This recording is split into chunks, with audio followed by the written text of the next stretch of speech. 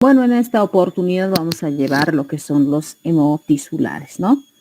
Con ustedes ya hemos llevado examen directo e indirecto de la parasitología, ¿verdad?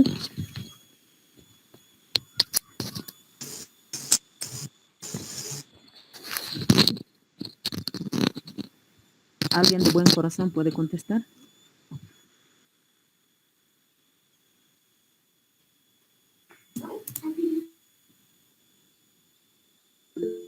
Sí, doctora. Muchas Hemos gracias. hecho. Sí, doctora. Muchas gracias. Entonces, para poder repasar, ¿no? Les he ido englobando lo que son los parásitos hemotisulares. A la siguiente, subsiguiente, vamos a llevar parásitos, enteroparásitos de importancia médica. Entonces, de esa manera vamos a ir repasando y así ustedes van a poder captar algo más, ¿no? Entonces, a la siguiente clase vamos a dar examen al ingreso de la clase, al inicio, ¿no? Ya saben cómo los toma el examen y va a ser de los diagnósticos parasitológicos directos, indirectos y de los hemotisulares, ¿ya? Después de avanzar este tema a la siguiente, una vez que ya demos el examen y lo resolvemos, esas 8 preguntas, ¿no? O les puedo hacer 4 preguntas, depende del tiempo. Entonces, vamos a resolverlo y después vamos a hacer casos clínicos, ¿ya? Que van a trabajar ustedes, ya tienen los grupos de a 10 y esos casos clínicos que van a resolver, les voy a dar un tiempo, después volvemos a ingresar a la clase y vamos a ver, voy a resolverles el caso clínico para que ustedes vayan asimilando un poco más, ¿no? Para que no queden en dudas o me puedan discutir, ¿no? Tal vez otro diagnóstico más van a poner, ¿no? Entonces, de esa manera, un poco más vamos a ampliar los conocimientos, ¿no? De las teóricas y las prácticas. Entonces, eso, bueno, iniciamos ahora la clase. Dentro de los parásitos hemotisulares vamos a encontrar lo que son, bueno, los hemotisulares van a producir una infección a nivel de los tejidos. Estas pueden ser parásitos que nosotros vamos a observar mediante el uso de lo que es ese instrumento, el microscopio, o a simple vista también, ¿no?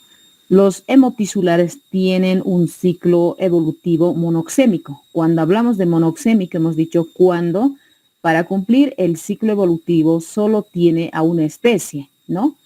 Por ejemplo, la tricomoniasis. Entonces, la tricomoniasis había sido un parásito hemotisular, ¿no? No está en el avance de nuestro tema de lo que es de la cátedra de parasitología, pero la tricomona es un parásito, es un protozoario, ¿no? Es un protozoario que su hábitat es el aparato reproductor femenino, exactamente en la vagina, ¿no? Solo las mujeres van a presentar lo que es la sintomatología y no así los varones, ¿no? Entonces, es importante hablar de este parásito de la tricomoniasis porque es muy frecuente, ¿ya? Entonces, el tratamiento se debe dar utilizando los antiparasitarios, ya que si no vamos a utilizar antiparasitarios, algunas veces pueden confundir, ¿no? Utilizando antibióticos y va a hacer resistencia, no va a curarse el paciente, ¿no? ¿Y cómo va a venir el paciente? ¿Cómo nosotros podemos darnos cuenta por la clínica si tiene tricomoniasis? Por ejemplo, el paciente, la mujer, ¿no? Va a venir con lo que son las secreciones vaginales, ¿no? En abundante cantidad, ¿no? Son fétidas y, y que además a esto nosotros ponemos como motivo de consulta como lo que es ¿qué se llama esto?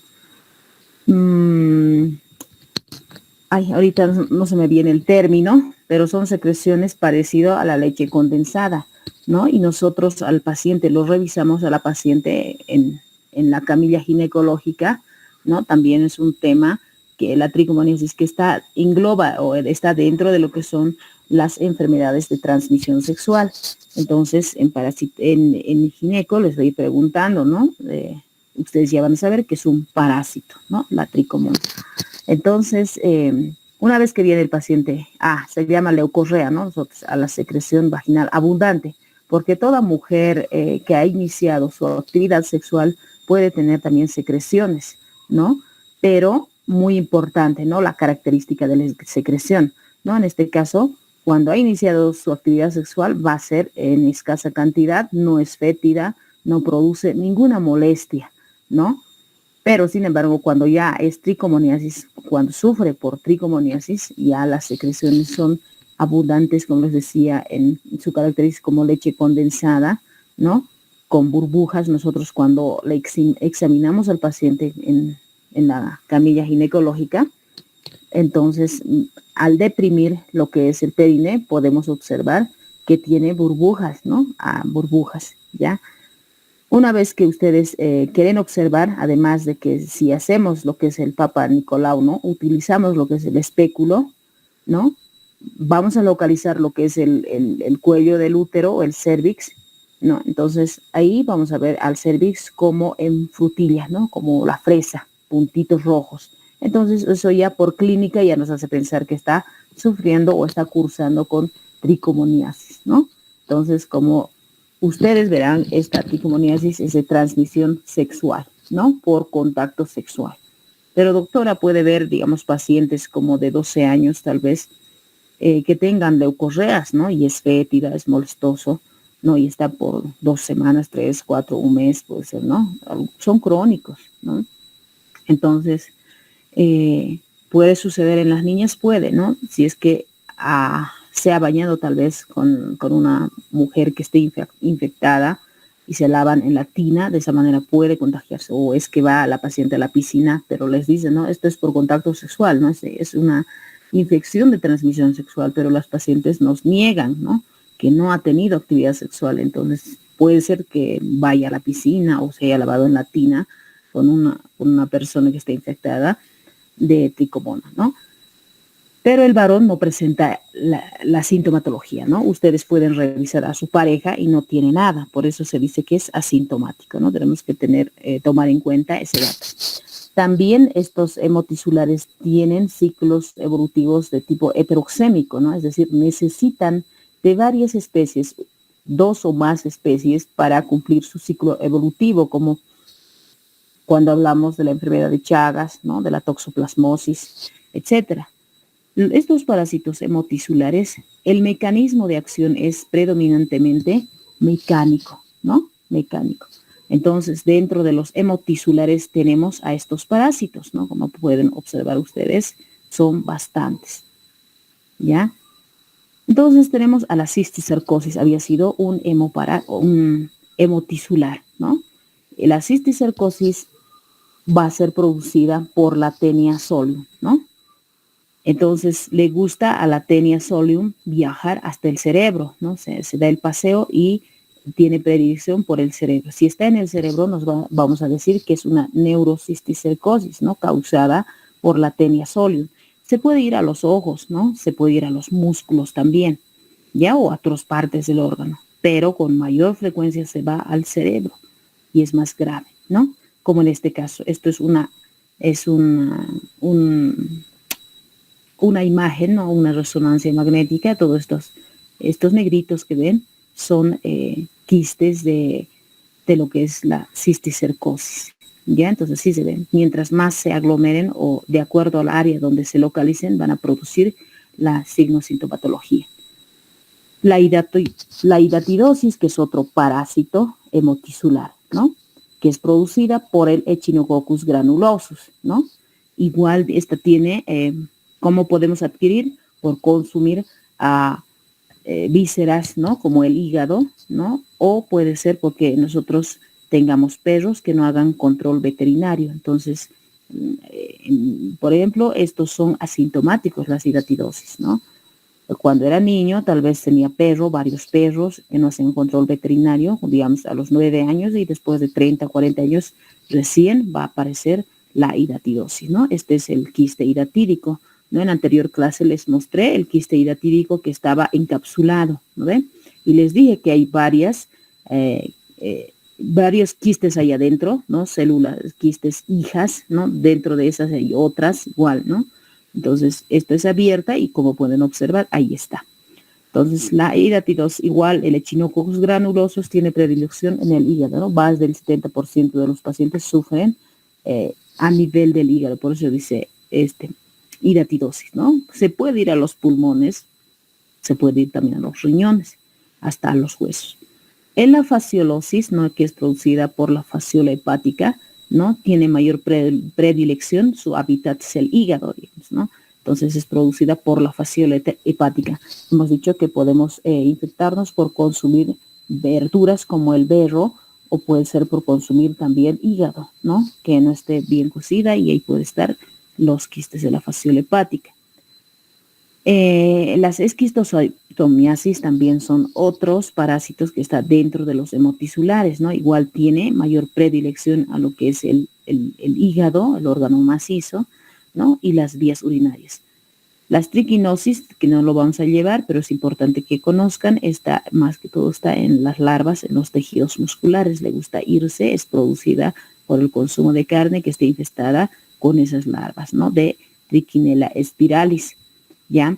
Entonces, ¿cómo el chancho se va a infectar? Por consumir ratones que estén infectadas con la Trichinella spiralis. Y de esa manera sufre el chancho y nosotros lo podemos ingerir, ¿no? Por eso es importante la cocción, ¿no? De manera normal, digamos, yo diría que no esté sangrando, ¿no? Algunas veces hay que tener mucho cuidado, no todos los chanchos también tengan eso, ¿no? Si los chanchos están criados en cabañas, es más garantizado.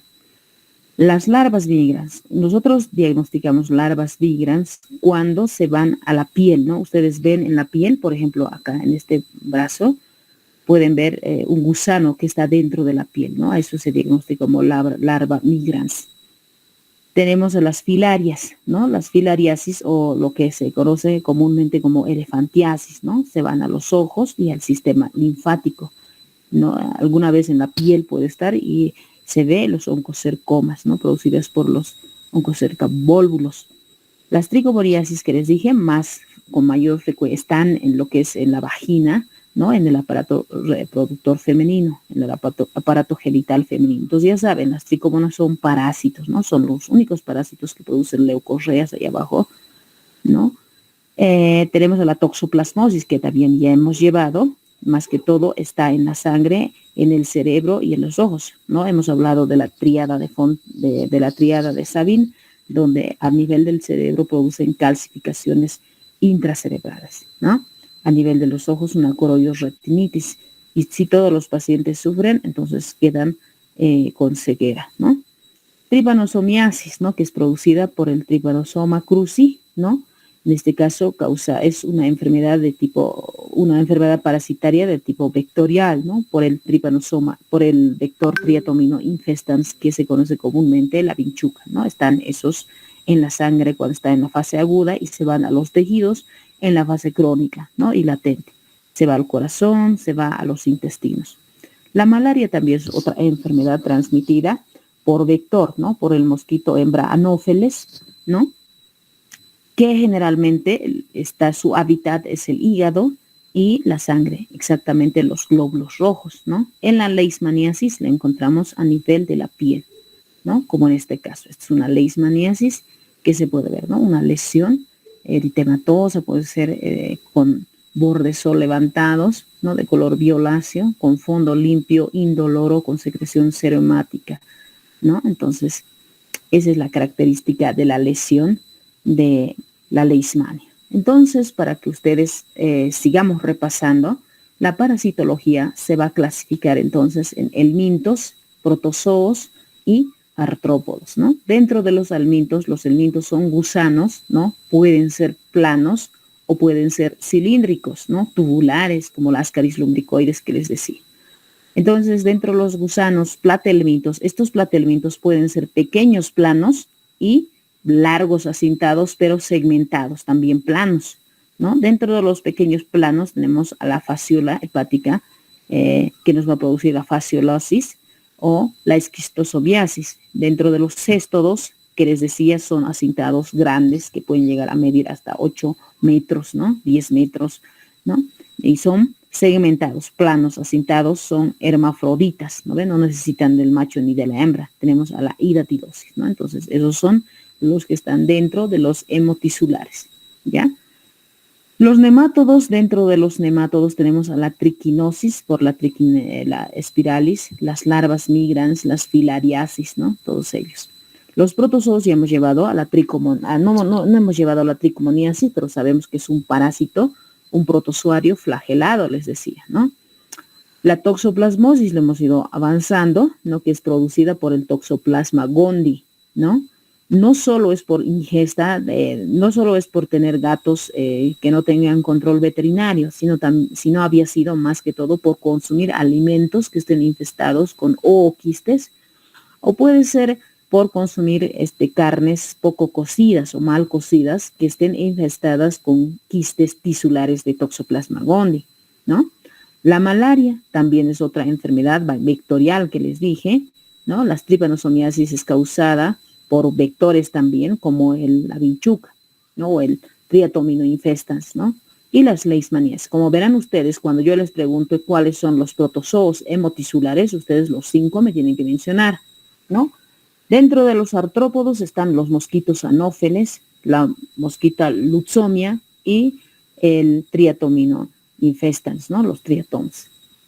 Bueno, ¿cuáles van a ser los factores de riesgo en estos parásitos hemotisulares, ¿no? Es muy importante la condición socioeconómica, ¿no? Viven los pacientes, como pueden ver ustedes en la imagen, en condiciones precarias, ¿no? Por eso les digo, la parasitosis sí que va a existir hasta que se acabe la pobreza. Si es que no hay pobreza, entonces va a desaparecer estas parasitosis. Por ejemplo, cuando hablamos de la enfermedad de Chagas, la vinchuca fácilmente por estos techos de paja, ¿no? Las paredes son de palitos, van a ingresar, ¿no? Es más, se quedan por ahí trancaditos y uno le apaga la luz, van a salir, ¿no? Uno prende la luz, se esconden ahí, ¿no? Por estos escombros, esos montoneras que tiene. Entonces, esos pacientes sufren. Por eso cuando hacemos nosotros la historia clínica, preguntamos, ¿no? ¿Cómo es su habitación? Si es de adobe, si es de madera, ¿no? ¿En qué condiciones vive, ¿no? Habitaciones de madera, entonces habitaciones de adobe. Entonces ahí están en las ranuras en las fisuras de lo que son los adobes y duermen las vinchucas, ¿no? En este caso también, por ejemplo, en la leishmaniasis, los mosquitos pueden ingresar más que todo cuando hablamos del paludismo, ¿no? Pueden salir y entrar fácilmente porque la condición de la habitación es demasiado precario, ¿no? Entonces, todo eso nosotros debemos tomar en cuenta, es un factor de riesgo el vivir así, ¿no? Si vives ya, digamos, por eso hay organizaciones no gubernamentales, ONGs, que ayudan en la construcción de estas casitas, lo mejoran, ¿no? Esta casa, por ejemplo, o sea, todo tienes que mejorarlo, ¿no? Tienes que volverlo de ladrillo, pero sin embargo, cuando son casas de adobe, puedes mejorarlo, ¿no? Puedes cambiar el techo, si era de paja, lo pones de calamina, pero sin embargo, esta casita peor, más material necesita, más presupuesto, ¿no? Entonces, a veces no lo ayudan, ¿ya? Es importante también las condiciones de la migración, ¿no? Por ejemplo, otro factor de riesgo es la migración. Por ejemplo, en lugares que son endémicos, ¿no? Las enfermedades transmitidas por vectores. Pensamos nosotros, por ejemplo, de la enfermedad de Chagas, un valle así lindo, es Tarija. Entonces, solo en Tarija antes había esta enfermedad de Chagas. Todos los pacientes que venían de Tarija eran sospechosos de enfermedad de Chagas. Pero sin embargo, ahora con la migración, ustedes ya van a tomar en cuenta de que van a encontrar también pacientes que tienen enfermedad de Chagas en otras áreas que no son endémicas, ¿no? Por la migración. Lo están, digamos, llevando, ¿no? En este caso, por eso, si le preguntas a un paciente que está en un área altiplánica, como lo que es Potosí o Oruro, entonces ustedes van a preguntarle, no van a pensar, pues, que ni siquiera por la cabeza se nos va a pasar que este paciente puede estar sufriendo enfermedad de Chagas, ¿no? Porque es de Oruro, pero sin embargo ahora ya lo saben, un factor de riesgo es la migración, ¿no? El paciente de Tarija se va a Oruro, se va a Potosí, entonces de esa manera ahí también va a haber la enfermedad de Chagas, ¿no? Ya, entonces tenemos que tomar en cuenta ese factor de riesgo, la migración. Las enfermedades se van yendo por otros lados, van a encontrar donde no tiene que estar, ¿no? Por la migración. Es importante también tomar este factor de riesgo, la condición alimentaria. Cuando hablamos de la toxoplasmosis, todos pensábamos que por tener gatos sin control veterinario, no más podíamos sufrir, solo ellos podrían sufrir de toxoplasmosis.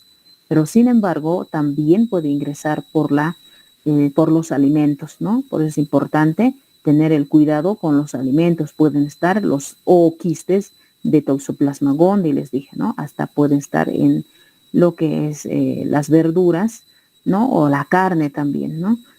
Van a estar infestadas con quistes tisulares la carne. Entonces, así, de esa manera va a ingresar a nuestro cuerpo. Por eso es importante cuidar la condición alimentaria, ¿no?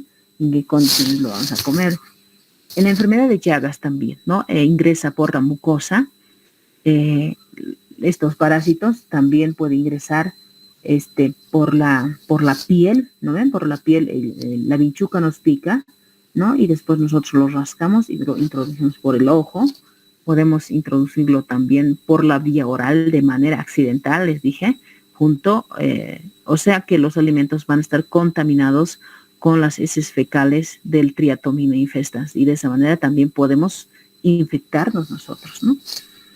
Eso es muy importante, chicos, esos datos, esos factores de riesgo debemos ver. Entonces, para poder explicar al paciente, tenemos que tener nosotros esos conocimientos, ¿no? También es importante la convivencia con mascotas. Como les adelantaba, no solo por criar gatos vamos a sufrir de toxoplasmosis, ¿no?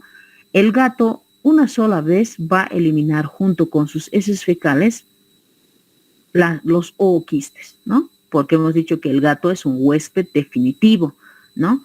No solo el gato, sino todos los felinos son los huéspedes definitivos del Toxoplasma gondii. Entonces, una sola vez. Entonces, si una sola vez se infecta, ¿por qué le dicen que es huésped definitivo? Una vez que va a eliminar los ooquistes una sola vez, los quistes tisulares se van a ir a los tejidos, ¿no? Ahí van a estar. Entonces, algunos países comen gatos, ¿no? Y de esa manera, o si es que algunos también por cultura, no sé, algo tienen creencias, comen gato, y de esa manera nosotros nos podemos infectar.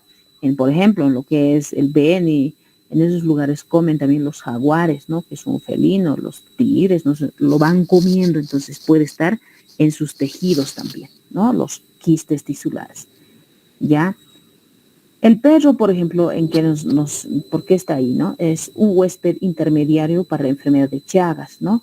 Por ejemplo, al perro lo pica la vinchuca y de esa manera el perro no tenía enfermedad de Chagas, lo que es también para la enfermedad de Chagas es siempre el huésped intermediario, pero en la leishmaniasis también el perro puede sufrir, igual es un huésped intermediario también, ¿no? Entonces, van a ver que los perros infectados con leishmaniasis, o sea, que están cursando leishmaniasis, tienen la nariz, ¿no? Esa parte, todo lo que es negrita, la parte del chuñito, todo mutilado, ¿no? Entonces, si ven ustedes hacia el perro, le hacen prueba y es positivo para leishmania. Entonces, hay que tener también la tenencia de los animales debe ser de manera responsable, no es nomás criar 20 gatos, 10 perros, ¿no? Porque te encanta, pero no haces controles veterinarios, ¿no? Entonces, está mal. A veces, cuando son solteras, no tienen parejas, lo crían gatos, perros, una vez que se casan, lo botan a la calle, ¿no? Es bien triste ver esa situación en lluvia, sol, está sufriendo el perro. Entonces, en áreas endémicas también, los perros, igual hay perros callejeros en áreas rurales, y esos perros sufren de estas enfermedades parasitarias, y una vez que ven así, digamos, ustedes van a ver un perro que está con leishmaniasis, a esos perros hay que eliminarlos nomás, ¿no? Porque ¿quién le va a dar tratamiento, no? Entonces es muy importante eso, chicos. Los cambios climáticos, ¿no? Como verán ustedes, están cambiando el tiempo, ¿no? Está más alargándose, ya no hay temporadas de lluvia. Ahora, por ejemplo, en este tiempo debería estar lloviendo, ¿no? Pero sin embargo hay otros departamentos que ni siquiera ha llovido y hay sequía. Entonces eso también están alargando, digamos, para que esté más tiempo ciertos vectores. Entonces, ¿cuáles van a ser las vías de infección y mecanismos de ingreso del parásito a nuestro organismo, ¿no? Es bien distinto hablar de vías, por ejemplo, va a ser vía oral, vía cutánea, puede ser por transmisión vectorial o por contacto sexual, ¿no? Etcétera. Cuando hablamos de mecanismos, por ejemplo, un ejemplo les voy a dar para que no nos confundamos. Decimos, el ingreso es por la vía oral, por ingerir alimentos contaminados con las formas inmaduras, ya sea de huevos de cisticerco, del Echinococcus granulosos, de la fasciola hepática o de la Trichinella spiralis, ¿no? Eso es la vía oral, ¿no? En este caso, cuando es el mecanismo, es el fecalismo, ¿no? Mediante el fecalismo, mediante el carnivorismo, ¿no? Va a ingresar a nuestro organismo. Esos son los mecanismos, ¿ya? Entonces, carnivorismo decimos por consumir carnes infectadas con quistes tisulares, ¿no? Eso es el mecanismo, ¿no? Pero el ingreso es por la vía oral, ¿ya? La vía cutánea, ¿no? En todos los parásitos que cumplen el ciclo de los, ¿no? Algunas veces pueden irse a la piel, les dije, ¿no? Ustedes a la vista, a simple vista, van a verlo, como alguna vez conocen los fideos cabello de ángel, son delgaditos igualito en la piel, ¿no? Entonces a eso decimos larvas migrans, ¿no? Hemos hablado, por ejemplo, del Ascaris lumbricoides, cumple el ciclo de los, ¿ya? Se va por la circulación menor y algunas veces cuando va por la circulación mayor puede llegar hasta la placenta, les decía, ¿no? Hasta las neuronas, el Ascaris lumbricoides. Pero otros parásitos como las uncinarias, ¿no? Se van, hacen el ciclo de los, se van por los pulmones, por el hígado, los pulmones, corazón y pulmones, ¿no? Y otra vez vuelven a ingresar a lo que es el aparato digestivo, ¿no? Entonces, de esa manera van a llegar a nuestro organismo. Perdón.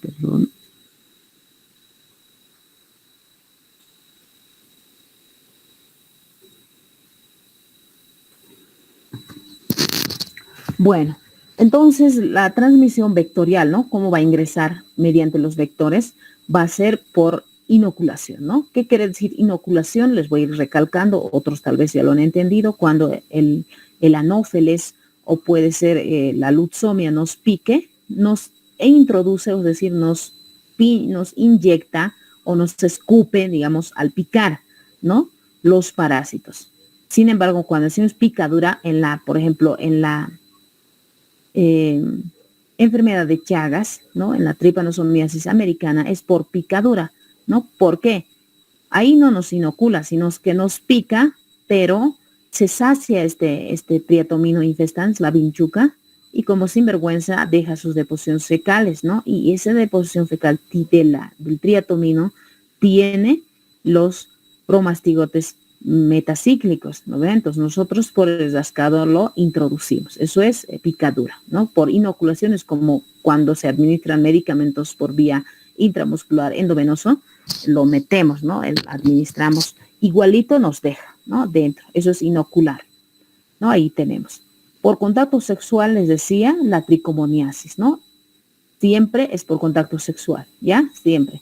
Entonces, el 0.1% sería por esas causas que les dije. Entonces, ya saben, si les preguntan, la tricomona había sido un parásito, ¿no? Por eso es importante saber para poder darle el tratamiento, ¿no? Entonces, a veces piensas que ¿cómo puedes tener parásito en la vagina, ¿no? ¿Cómo uno puede sufrir de parasitosis a ese nivel? Entonces, ahora ya lo saben, el tratamiento es distinto, ¿no? No va a ser antibiótico, sino antiparasitario. Otras vías o mecanismos de ingreso va a ser por transmisión vertical, quiere decir de la embarazada al hijo, ¿no? O puede ser transplacentario, ¿no? O en áreas no endémicas puede ser por transfusiones, trasplantes, porque ustedes van a preguntar al paciente, ¿no? Tal vez ustedes de Coroico van a decir, ¿no? Si están hablando de leishmania, no, yo nunca he ido a Coroico, no me gusta el calor, ¿no? Entonces, tal vez has realizado alguna transfusión. Ah, sí, me han hecho transfusiones porque he sufrido anemia, tal vez tenía algún accidente, ¿no? Tal vez durante el embarazo ha tenido hemorragias, ¿no? Entonces me han administrado 3 paquetes, ¿no? Entonces puede ser que por ese medio haya ingresado el Trypanosoma cruzi, ¿no? En áreas no endémicas. O puede ser que ustedes pregunten, tal vez ha hecho alguna transfusión. No, nunca, ¿no? Tal vez les realicé un trasplante. Ah, sí, me hicieron trasplante renal, hepático, entonces por ese medio también ingresan los parásitos, ¿no? En áreas endémicas. No deben olvidarse esa situación. Cuando hablamos de las tripanosomiasis, de la malaria y la toxoplasmosis. ¿Cuáles van a ser los mecanismos patogénicos? Es decir, ¿cómo nos va a dañar estos parásitos hemotisulares en nuestro cuerpo? Hemos dicho, es más por la acción, por el mecanismo es decir, por los mecanismos patogénicos que con mayor frecuencia nos van a producir estos hemotisulares es por la mecánica, ¿no? Pero puede ser por la exfoliatriz, que nos van a exfoliar carbohidratos, proteínas, ¿no? Vitaminas, etcétera. mecánicas, porque por la obstrucción, ¿no? De acuerdo al lugar que vayan a localizarse, nos van a ir comprimiendo, ¿no? Nos van a ocasionar síndromes tumorales, ¿no? Que se conocen.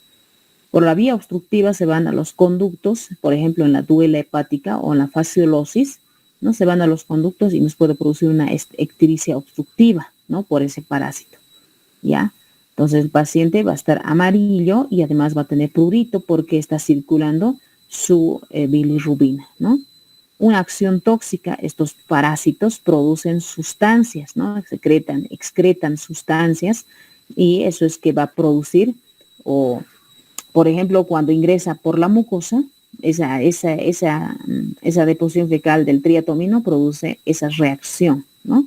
Tóxica que tiene. Nos puede producir alergias, ¿no? Estos parásitos, ¿no? Una hipersensibilidad tipo 1, ¿no? Entonces los pacientes, si digamos estos quistes pueden reventar, produce una reacción de hipersensibilidad tipo 1 hasta llegar hasta la muerte por shock anafiláctico, ¿no? Entonces hay que actuar de manera rápida y tener mucho cuidado. Por eso, digamos, cuando hablamos del quiste hidatídico, mucho depende de la edad para poder realizarlo la cirugía, ¿no? Si es un paciente de 75 años y quieres hacer cirugía, quieres extraer el quiste, a veces podemos mandarlo al otro lado, ¿no? Entonces hay que tener mucho cuidado. Cuando llegamos a hidatidosis, vamos a hacer más énfasis en ese sentido. ¿Cuál va a ser la patogenia o cómo se va a presentar, ¿no? La clínica en estas hemotisulares? Por ejemplo, cuando hablamos de hemoparásitos que están en la sangre, los pacientes nos van a visitar porque tienen pérdida de peso, ¿no? Están bajando de peso. Sienten, por ejemplo, los pacientes varones que el cinturón ya ha rebajado 2 huequitos, ¿no? Les va a ir diciendo, o si no, pero todo eso nos puede sugerir, ¿no? ¿Cómo nosotros vamos a decir que está con pérdida de peso? Por el índice de masa corporal, ¿no? Que es talla sobre peso al cuadrado, ¿no? Entonces, esa formulita, ¿no? Entonces, ¿cómo yo saco? ¿Cómo me doy cuenta? Si, digamos, yo mido 1,60, ¿no? Entonces, en la mujer es menos 5 kilos de la talla, ¿no? Entonces, si mido 1,60, yo tengo que estar pesando 55 kilos. Eso es mi peso ideal. Pero hay pacientes que miden 1,60 y pesan 120 kilos, 80 kilos, ¿no ven? Entonces no podemos decir, si bien el paciente lo pesamos 1,60 y está pesando 70 kilos, sigue con sobrepeso, ¿no? Entonces no está bajando de peso. Sí está bajando de peso, pero no es su peso ideal lo que tiene. Si es un varón, por ejemplo, de 1,80, un alto, de 1,80, entonces vamos a decir que tiene que estar pesando 85 kilos, ¿verdad? Entonces, sí, puede estar pesando 120 kilos, ¿no? Eso es muy importante, chicos, para decir que está en pérdida de peso por el índice de masa corporal. Paciente puede estar, además de delgado, ¿no?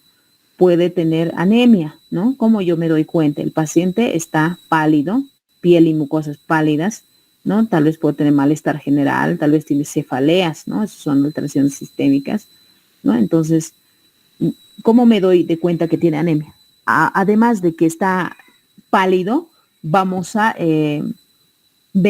solicitar un hemograma y ahí podemos ver que los glóbulos rojos están disminuidos, también el hematocrito y la hemoglobina. De esa manera podemos ayudar en el diagnóstico. O los pacientes pueden venir porque tienen fiebre, ¿no? Alzas térmicas, ¿no? Entonces, eso es muy importante. Siempre hay que buscar la causa. ¿Por qué le está produciendo fiebre? ¿Por qué hay anemia? ¿Será por aporte, digamos, no está comiendo bien el paciente o tiene algún parásito o tiene alguna bacteria, un virus? Tenemos que buscar siempre la causa, ¿no? Entonces, la clínica bastante nos va a ayudar para diagnosticar. Nosotros, una vez que es como un pautazo que nos da para pensar en algo y con el laboratorio vamos a confirmar lo que estamos pensando, ¿no? Y si estábamos pensando mal, el laboratorio nos va a dar una bofetada, ¿no? No es lo que estábamos pensando, ¿ya? Entonces, siempre debemos buscar la causa, pero esos son las manifestaciones clínicas más frecuentes en las hemoparasitosis. En los histoparásitos, más que todo, es por la localización, ¿no? Por la localización de los quistes que vayan a estar, o los parásitos, donde se van a localizar y nos va a producir la molestia. Por ejemplo, van a venir siempre los pacientes con dolor abdominal. Al principio pueden ser difusos, ¿no? No se sabe dónde le duele, qué cuadrante del abdomen le duele al paciente, pero después se va haciendo más localizado, ¿no? Tal vez le duele en el hipocondrio derecho, le duele en el mesogastrio, ¿no? O en el hipocondrio derecho, ¿no? Entonces tenemos que ver eso.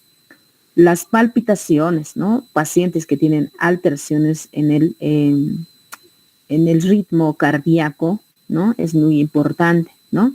Entonces tenemos que ver por qué causas, ¿no? Tal vez se ha reñido, no se ha reñido, tal vez tiene deudas, no está preocupado, no está durmiendo bien, ¿no?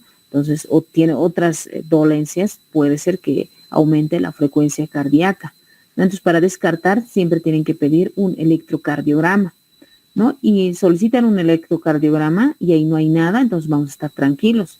Pero a veces se olvidan de solicitar electrocardiograma y el paciente va a empeorar, ¿no?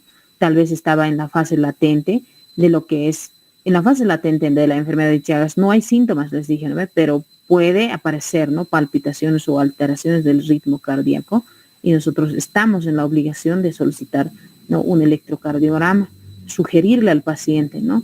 Para que luego, si no lo hemos sugerido, nos va a maldecir, ¿no? Ojalá que se muera esa doctora, nos va a decir, ¿por qué no nos has dicho ahora? Hace 5 años he ido al centro y ahora tengo enfermedad de Chagas ya establecido, ¿no? Cuando es en la fase crónica, nosotros no podemos tratar, o sea, es decir, no hay tratamiento, no hay cura, ¿no? Podemos paliar nomás las molestias, ¿no? Solo las molestias podemos ir aminorando, digamos. Puede tener el paciente dificultad respiratoria, ¿no? Puede tener disnea, ¿no? Puede estar azulado, piel y mucosas, ¿no? Hay disneas centrales o periféricas, ¿no? Entonces podemos ver al paciente con dificultad respiratoria. Si está más de 16 respiraciones por minuto, vamos a decir que son taquipnias. Algunos dicen hasta 23, ¿no? 21. Pero si está más de eso, taquipnea, ¿no? Si está menos de 13, decimos bradipnia, ¿no? Apenas está respirando, ¿no? Apenas, ¿no? Pero cuando hay taquipnea, respiran rápido, ¿no? Hasta puede haber uso de los músculos accesorios, ¿no? Todo eso tenemos que fijar nosotros al examen físico. Puede tener en las histoparásitos síntomas neurológicos, ¿no? Como les decía, de acuerdo a la localización, pacientes pueden estar con cefaleas, ¿no? Ya sea las cefaleas pueden ser holocranianas, hemicranianas, pueden ser frontales, temporales, occipitales. De acuerdo al lugar donde le duele, nosotros podemos decir qué patología está sufriendo, ¿sí? Por ejemplo, si está a nivel occipital, tal vez es una cefalea tensional, ¿no? Entonces, si está a nivel frontal, podemos examinar, por ejemplo, senos paranasales y había tenido sinusitis, ¿no? Entonces, no es un parásito. Todo eso tenemos que descartar. En último caso, pensamos en un parásito. Puede estar con vómito, puede estar con náuseas, ¿no? No se sabe la causa. En vano está tomando medicamentos, por ejemplo, para la migraña y no mejora, sino que esas cefaleas están producidas por parásitos, ¿se dan cuenta? No es tensional, no, su presión de Mides está normal, ¿no? O algunas veces hasta ya pueden convulsionar, ¿no? De acuerdo al área que se vaya localizando, convulsionan. Las convulsiones van a ser, por ejemplo, en la neurocisticercosis generalizadas, ¿no? Tónico-clónicas, ¿ya? Entonces, tenemos que tener cuidado en eso. Entonces, paciente que está convulsionando después de 30 años, tenemos que pensar en algunas parasitosis. En menores de 30 años, entonces hay que pensar en otras alteraciones, tal vez puede estar convulsionando por fiebre, etcétera, ¿no? Una vez que ya sabemos la clínica, ¿cómo vamos a diagnosticar, no? Nos ayuda siempre para el diagnóstico la clínica, el laboratorio y los exámenes de apoyo, ¿no? En la clínica, por ejemplo, se va a manifestar de acuerdo a la intensidad de la parasitosis, ¿no? Mientras mayor cantidad de parásitos va a existir, mayor clínica vamos a tener, porque algunos parásitos son asintomáticas, ¿no? Por ejemplo, la enfermedad de Chagas en la fase aguda no va a presentar ningún síntoma, ¿no? Algunas veces ni nos damos cuenta, ¿no? Pero ya habíamos cursado y solo en la fase crónica podemos presentar alguna sintomatología, ¿no? Pero ya en las últimas, ¿no? Pero cuando estamos muy mal, recién aparece. Por ejemplo, en la toxoplasmosis, igual la mayoría de los pacientes son asintomáticos, ¿no? Un 90% es asintomático y ese 10% nada más o el 5% es sintomático, ¿no? ¿Ya? Entonces, mucho depende de la intensidad de la infestación. Entonces, en el laboratorio, una vez que estamos pensando en cualquiera de las clínicas que venga, que les he mencionado, tenemos que solicitar laboratorio. Si estoy pensando yo en, por ejemplo, en el paludismo o la malaria, ¿no? Voy a solicitar toma de muestra, ya hemos ido llevando sangre, ¿no? Voy a solicitar sangre porque en la sangre va a estar, ¿no? En la fase aguda encontramos, en la sangre va a estar circulando, su hábitat es la sangre, ¿no? Los glóbulos rojos.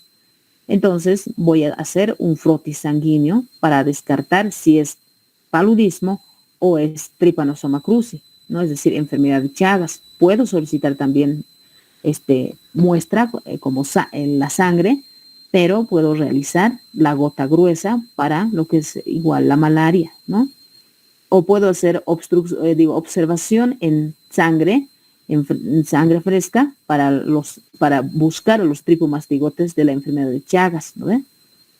O puedo hacer tripomastigotes sanguíneos, ¿no? O en la filariasis también me sirve, ¿no? La sangre sí. Otras técnicas como el método de Stroke, que les decía, nos sirve también en la etapa aguda para la enfermedad de Chagas. El seno diagnóstico más nos sirve en la fase aguda para diagnosticar, ¿no? La enfermedad de Chagas, pero también se puede utilizar en la fase crónica o latente. También podemos solicitar como muestra secreciones vaginales cuando estamos pensando en la tricomoniasis, ¿no? Un examen directo vamos a hacer en fresco o podemos hacer cultivo, ¿no? Mediante un hisopeado de esa secreción. Podemos solicitar orina, ¿no? Para hacer un examen directo y buscar a la tricomona en el hombre, porque hemos dicho en el hombre es asintomático. No hay clínica. Tú les revisas a veces, dice, ¿cómo va a tener tricomona? Yo he leído en el Facebook y dice que es o en el Google de transmisión sexual, ¿no? Entonces debe estar engañándome, mi esposa puede decir, ¿no? Entonces ustedes ya saben, van a explicar, en el hombre es asintomático y en la mujer se manifiesta la clínica, ¿no? Podemos solicitar también muestras como la secreción bronquial para hacer un examen directo y buscar, ¿no? al Echinococcus granulosus cuando el paciente sufre hidaptisis, ¿no? Cuando está vomitando, les decía, ¿no? O para la toxoplasmosis también nos va a servir la secreción bronquial. Podemos tomar muestra de la piel y tejido para realizar biopsia o hacer la inoculación en caso de las filariasis que son producidas por los Onchocerca volvulus, que es una especie, no, hay varias especies, por ejemplo, para la entamoeba histolítica, en caso de amebiasis extraintestinal, ¿no? También nos sirve piel y tejidos para leishmania, ¿no? Y generalmente se hace diagnóstico para leishmaniasis, ¿no? Con muestra de piel, ¿no? Haciendo unos frotis. Entonces, todos esos, ¿no? Ya tenemos. Y entonces podemos solicitar también, si estoy pensando yo en el quiste hidatídico, puedo solicitar una resonancia, una ultrasonografía, es decir, una ecografía, para poder ver al quiste, ¿no? Este es el quiste, es negro, ¿no? Bien delimitado, ¿ya? Yo puedo ver. O puedo ver resonancia magnética en la cisticercosis, ¿no? Es exactamente la neurocisticercosis y se va a ver de esta manera. O es que, si es que se va el Echinococcus granulosus a los pulmones, también puedo solicitar una radiografía, PA de tórax, ¿no? Posterior anterior, para poder observar estas radioopacidades, ¿no? Listo. Entonces, de esa manera yo puedo diagnosticar. El tratamiento siempre es en función al tipo de parásitos, ¿ya? Si estoy pensando yo en la cisticercosis, tengo que utilizar albendazol. Pero usted dijo en la neurocisticercosis también puede convulsionar, entonces anticonvulsivantes, ¿no? Y si es que está edematizado, ¿no? Inflamado, tenemos que desinflamar, entonces vamos a utilizar también antiinflamatorios como el corticoide. En la hidatidosis, que vamos a avanzar posteriormente, ¿no? En las clases siguientes que tenemos, albendazol, metronidazol se puede utilizar para eliminar el Echinococcus granulosus, ¿no? En la facilosis, tiabendazol, esquistosomiasis, praziquantel, ¿no? En las larvas migrans, ivermectina, en las filariasis también albendazol, por eso es importante que ustedes vayan leyendo, ¿no? Para aminorar, ¿no? El avance, digamos, para que ustedes vayan captándolo bien, dominándolo bien, los mecanismos de acción, dónde se absorbe, por dónde se elimina, todas esas cosas, para que cuando lleven fármaco ya van a saber, ¿no? Todos estos medicamentos. En la tricomoniasis se utiliza metronidazol, ¿no? En óvulos cada noche. Ustedes cuando ponen en la hoja, es decir, en el recetario, tienen que siempre anotar, ¿no? Metronidazol en óvulo vaginal tienen que poner, ¿no? ¿Ya? Porque también hay en tabletas, ¿no? Entonces a veces se compran tabletas. Entonces se pone siempre en la presentación. En óvulos, administrarse cada noche por vía vaginal, tienen que poner por 7 días, ¿no? Entonces, a la misma hora pueden decirle al paciente y todos los días al rato de que se va a dormir, tiene que, previo aseo genital, tiene que poner, ¿no? Tiene que colocarse el óvulo lo más profundo que pueda, ¿no? Entonces, si es que, a veces, ¿por qué se pone así? Porque los pacientes le dicen cada noche, entonces ellos se administran a las 5 y están haciendo sus cosas, ¿no? Están caminando, están planchando, tal vez están limpiando, ¿no? Entonces no faltan los labores y se sale y no va a haber respuesta al tratamiento. Además, tienen que decirle que los óvulos tienen que colocarse cuando no están menstruando. Si es que viene la menstruación, tienen que dejar de colocarse hasta que cese la menstruación y vuelven a colocarse, ¿no? Y así lo continúan. Si digamos, se estaba poniendo lunes y martes y de repente inicia su menstruación, entonces lo deja, ¿no? La menstruación normal es por 7 días, ¿no? Máximo, y 5 días es con mayor frecuencia. Si pasa de eso ya es otra cosa. Entonces pasa esos 7 días y van a volverse a colocar previo aseo esos óvulos, ¿no? Y de esa manera van a ser tratadas, ¿ya? Entonces el metronidazol es un antiparasitario que sirve para eliminar a la tricomona vaginal. En la toxoplasmosis ya sabemos cómo es el tratamiento, se utiliza cotrimoxazol, piremetaminas, ¿no? En las tripanosomiasis, benzidazol, ya en la malaria, las cloroquinas que se van administrando, hay que tener siempre mucho cuidado porque producen ceguera o puede ser, ¿qué se dice? Ya, pero tiene esos efectos adversos. Y ya estoy cansado, ustedes también deben estar cansados, ¿no? En la leishmaniasis, glucantina, ¿no? Algunas veces los pacientes les dicen que esta leishmaniasis, como no duele la lesión, entonces dicen, lo puedo cortar, a veces con estilete, lo cortan, con cuchillo, con lo que pueden, lo raspan, ¿no? Esa úlcera que tienen. Y así se va a perder, dicen, ¿no? Pero no es cierto, ¿no? Tienen que siempre utilizar medicamentos para eliminar esos parásitos. En vano lo va a raspar, pero está en la sangre, ¿verdad? ¿Ya? Entonces, como ya hemos visto los tratamientos, la dosis es diferente, ¿no? Para cada uno. Entonces, ¿cómo vamos a prevenir? Si es que los parásitos ingresan por la piel, tenemos que utilizar calzados, ¿no? Hay que utilizar calzados. Es importante evitar el contacto con la tierra, sobre todo en los niños, ¿no? Es importante también erradicar los vectores mediante la fumigación. Hay programas, les había dicho, de transmisión de enfermedades vectoriales que fumigan, ¿no? De acuerdo a las etapas de donde se presentan con más frecuencia esos vectores. También es recomendable el lavado y preparado de los alimentos cuando hablamos, por ejemplo, en la toxoplasmosis, ¿no? Por ejemplo, evitar el contacto con la tierra para las toxoplasmosis, ¿no ve? Las toxoplasmas de esa manera podemos adquirir, también podemos aspirarlo o ingerirlo los zooquistes con los alimentos, es decir, lavado y preparado de los alimentos también en la toxoplasmosis, les decía, por la Organización Mundial de la Salud es considerada como un ETA, ¿no? Enfermedad transmitida por alimentos más que todo, ¿no? Aparte de que tengas tu gato, ¿no? Entonces eso es muy importante, jóvenes. Bueno, entonces acá tenemos para hacer la práctica, ¿no? Ustedes ahorita tal vez están atentos. ¿Alguien me podría decir la característica de esta lesión? Es una lesión ulcerosa. ¿Cómo se puede decir?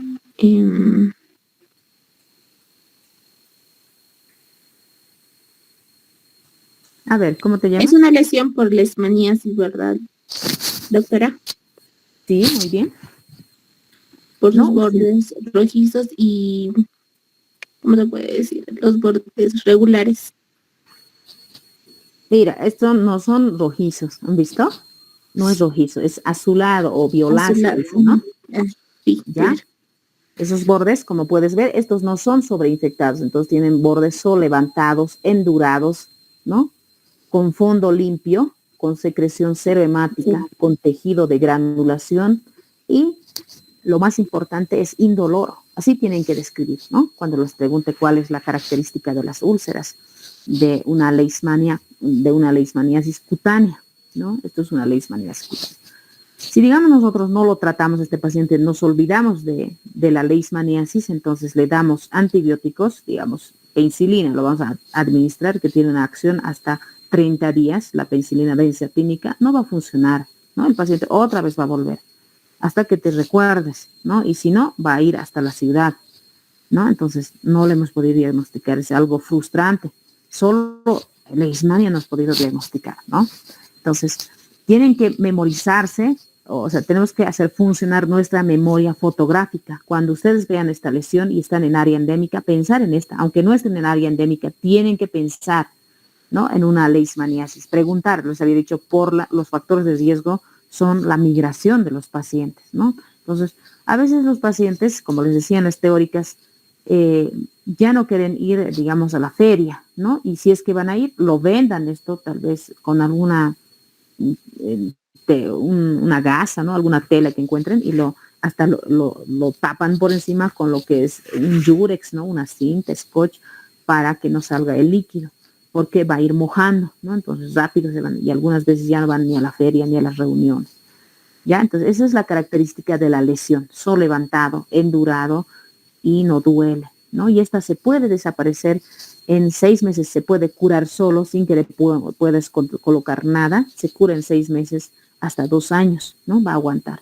Entonces, hay que ser diagnóstico diferencial con por ejemplo, alguien preguntaba y dice, en pacientes diabéticos, ¿no? En pacientes diabéticos también les salen lesiones, pero no son tan así, ¿no? Más son costrosas, ¿no? Igual no les duele también en los diabéticos. Entonces, si el paciente es diabético, ya hay que transferir, ¿no? Para que lo vaya dosificando, porque estos medicamentos son tóxicos a nivel renal, ¿no? Entonces se absorben a nivel renal y aquí si no controlan bien también el azúcar en la sangre, en la diabetes, también lleva a una falla renal, imagínense con esos medicamentos más, entonces hay que hacer controles estrictos. Se transfiere nomás si hay alguna patología asociada, ¿no? Entonces, eso tiene que ver la característica de la lesión. ¿Qué es esto? ¿Alguien podría decirme? Todos se han ido a dormir. Es una leishmaniasis mucocutánea. Excelente, una leishmaniasis mucocutánea. Si no lo tratamos, la leishmaniasis cutánea va a evolucionar a esto, ¿no? No solo eso, sino también cuando hacen resistencia también en la leishmaniasis cutánea, va a pasar a una mucocutánea, ¿ya? O hay una falla al tratamiento también, ¿no? Entonces, puede afectar, como ustedes verán, a la nariz, el tabique nasal, puede afectar a los labios, ¿no? El paladar duro, puede afectar hasta la laringe, ¿no? Y producir alteraciones en la fonación, ¿no? Entonces, este paciente, por ejemplo, el aire que ingresa a nuestra nariz tiene que calentarlo, ¿no? Entonces, si ya no tiene tabique, ya no tiene esa función de calentar el aire y va a producir alteraciones respiratorias también, ¿no? Entonces, les decía yo, ¿cuáles son los signos característicos de lo que es la leishmaniasis mucocutánea? ¿Alguien me podría decir?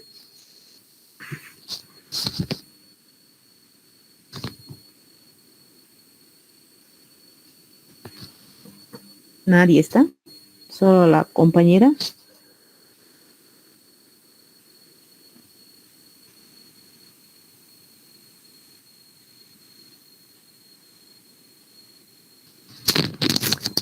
¿Cómo se llama la compañera que está contestando? Doctora, Sí, buenas noches. buenas En noches. cuanto a la leishmaniasis mucocutánea, podemos decir que aparece meses o años después de la resolución, Exacto. siempre y cuando ha tenido una lesión primaria cutánea. Muy bien. Ocurre en mucosa distal o a lesión primaria y seguido de diseminación hematógena o linfática. Sí, pero ¿cuáles son los dos signos característicos de una leishmaniasis mucocutánea?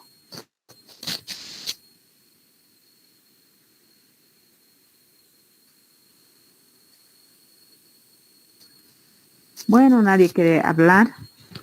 ¿Cómo se llama el compañero? Doctor, Pedro Elías Contreras Valdés. Ya, Pedro Elías. Gracias. ¿Sí? ¿Alguien? ¿Una damita?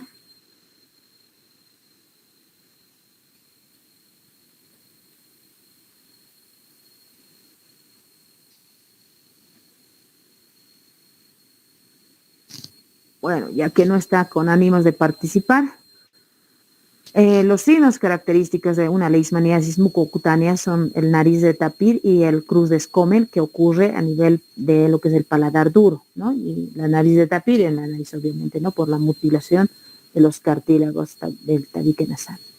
Y este es el mosquito hembra Anopheles, como pueden ver ustedes, si los que están viendo, por lo menos los dos estudiantes, cómo tiene la característica, ¿no? Lleno de pelitos y es como choquito, ¿no? Es rubio Anopheles hembra, ¿ya? Esto es un signo característico de la enfermedad de Chagas, ¿no? Es el signo de Romaña masa, ¿no? Que se ve signo característico de la etapa aguda, ¿ya? Entonces, ustedes van a describir, es siempre unilateral, solo en un ojito y hay edema bipalpebral, ¿no? Indoloro también que aparece de la noche a la mañana. No es crónico, ¿ya? Entonces, esta también se puede resolver en 4 semanas hasta 8 semanas, ¿no? Sin ningún tratamiento. Entonces, si no lo hemos tratado, se va a ir a evolucionar a una enfermedad de Chagas a nivel cardíaco, se va a ir a los tejidos o va a ir a lo que es el esófago o al colon, ¿no?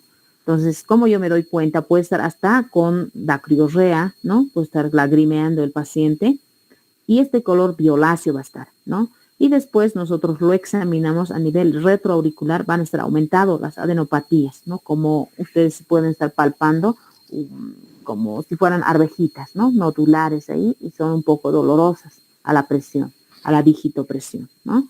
Este es otro signo también agudo de la enfermedad de Chagas, que se conoce como el chagoma de inoculación, ¿no? Entonces, esos son los dos signos característicos de la etapa aguda.